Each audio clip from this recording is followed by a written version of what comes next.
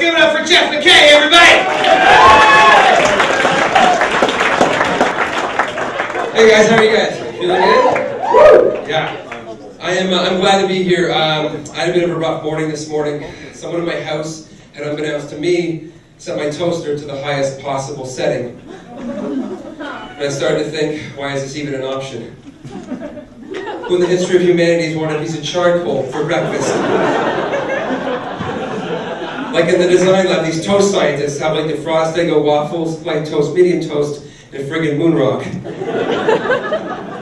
The thing is, this is not what people want, but I got a lot of conspiracy theories in my head, right? So I started to think that maybe the toaster people are in it.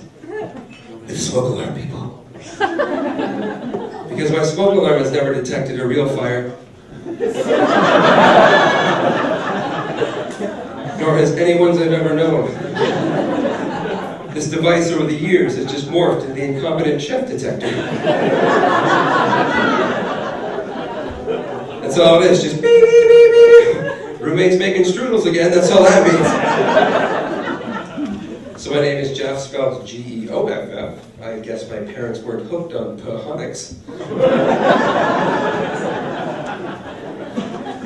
I am from Ottawa, but I do travel around quite a bit. I was headed back to Ottawa not too long ago from Toronto here, and I got pulled over on the 401 for going too fast. And as the cop was coming to the window, I started to think, I want to mess with this guy a little bit, you know, like, not to go to jail, but maybe to have my own Super Trooper moment, something like that.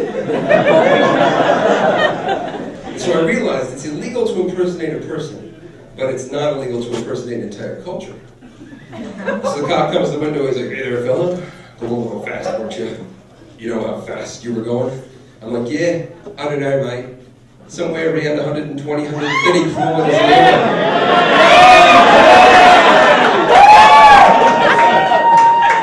Somewhere in that range. And he's like, oh, not from around here, are you? I'm like, no, I'm from Ottawa. It's about 5 hours north. So the guy gets all confused. He's like, wait a minute. Wait a minute, no, wait a minute. You're not from Australia?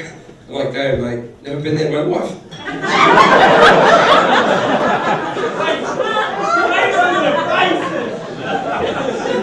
So what does the guy do? He roughs me up, gives me this huge fine just because I talk differently? You guys, we can't stand this. We can't stand these cops coming down on white, middle-class males with an unexplained Australian affectation. But you see a lot of weird stuff driving around out there. I saw someone with one of those baby on board signs in their car. And I mean, I'm sure your baby's very precious. But we don't know that yet, you know? It hasn't solved any mysteries. It doesn't yet. The thing is, we're all pretty important, right? We should all have signs on our car that just say, I'm on board. Don't freaking hit me. But the weirdest thing I was thinking about the baby on board signs is, when is the decision to take down this sign made? Like, at what point are the parents like, well, son, you're 2 years old now.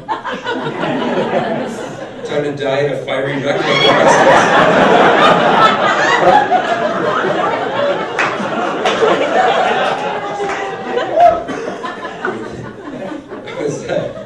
I was in the drugstore last night at like midnight, and there's a lot of weirdos at drugstores at midnight. You guys know. But there was a guy in there buying one item and one item only, and that item was toilet paper. But the weirdest, the thing is, and I was thinking, like, you know, this guy, if you're making an emergency run to the drugstore to buy toilet paper at midnight, something very bad is going to happen in this drugstore. But as I said, you know, there's a lot of weirdos at drugstores at midnight, right? So I dropped my teddy bear and tampons and got the hell out of there.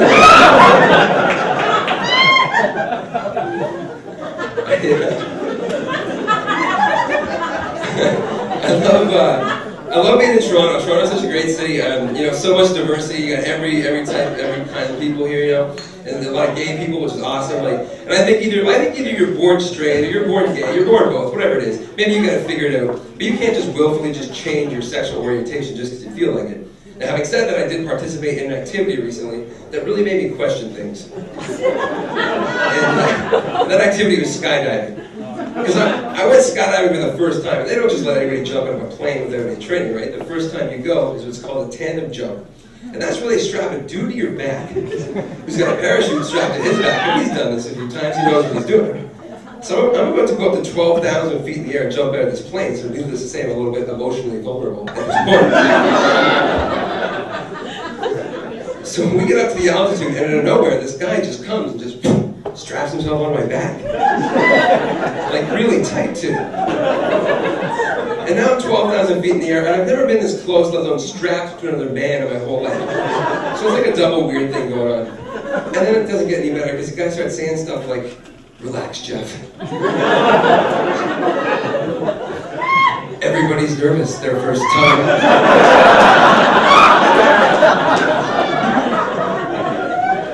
And now I'm kind of weirded out, and it's not because I'm about to jump out of a plane, which is the reason I should be.